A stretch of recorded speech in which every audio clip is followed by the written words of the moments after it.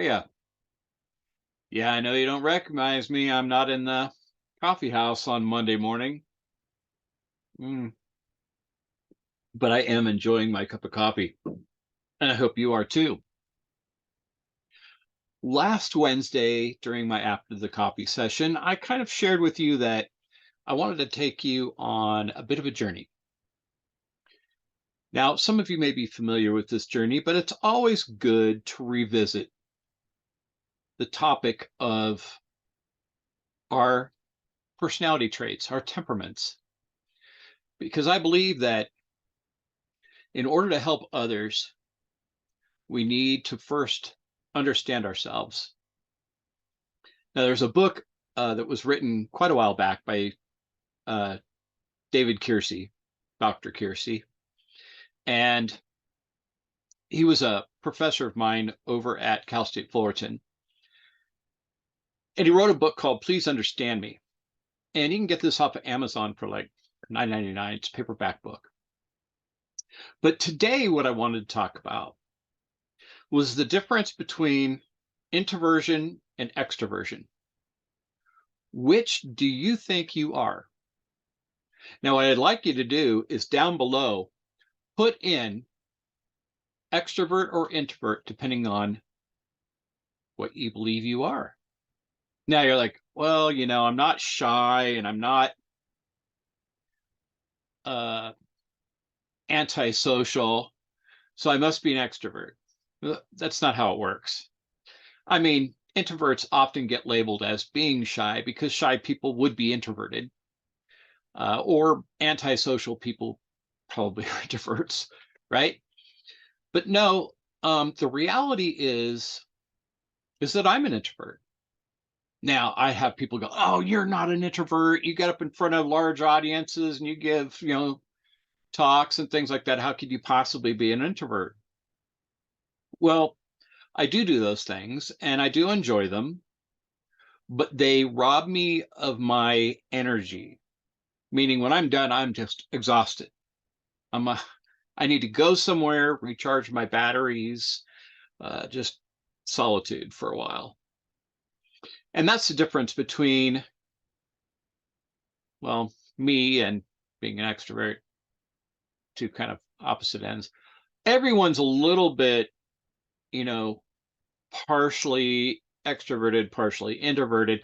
You're not one extreme or the other. You are somewhere within the continuum of those two temperament styles. So let's talk about extroverts. If you're not sure if you're an extrovert, let me run you through a little bit of an exercise. Let's say you've been working all day, you're tired, you're on your way home, you're driving home, and oh, I got to go to the grocery store and pick up some milk. So you go to the grocery store and you run into someone you haven't seen since, I don't know, high school. And you used to run around, back in the day with this person and, you know, you enjoyed their company and you start talking about the old times and different people that you used to know back in high school. And man, by the time you're done, you have energy. You're like, oh man, you're excited, that adrenaline of that experience of running into somebody that you hadn't seen for years and you got a chance to talk to them and it was really enjoyable. Then you're likely to be an extrovert because extroverts gain energy through interaction with others, especially those who you're very connected to. But in general, you enjoy the company of people around you. Um, you might be the first to show up at a party, maybe the last to leave, but you really enjoy social interaction a lot, and it gives you energy. Where I want to dispel some really nasty rumors about introverts. We are not antisocial, nor are we shy. We love to go to parties. However, we go because there's, a few people that we want to go and meet and see and talk to. We haven't maybe talked to them in a while.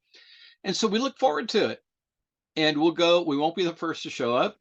We won't be the last to leave, but we will interact with those people and really enjoy ourselves.